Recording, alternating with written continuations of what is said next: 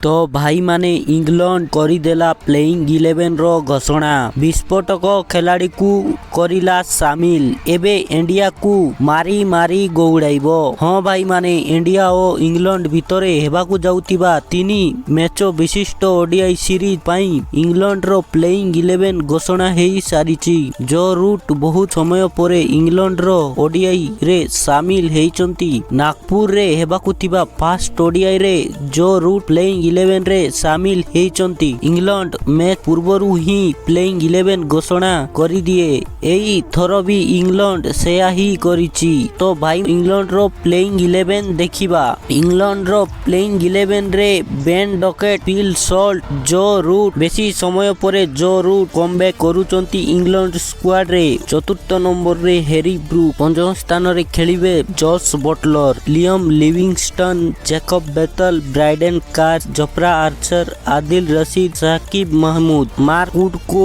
Playing 11 रे England जागा देई नाही। तांको बदल रे साकिब महमूद खेलिबे। तो भाई माने इंडिया रो प्लेइंग 11 किपरि हेबा दरकार कमेंट करिवे। आउरी भाई चैनल को सब्सक्राइब करी की रखिबे, काईकिना मु एमिति क्रिकेट रिलेटेड वीडियो बनाए।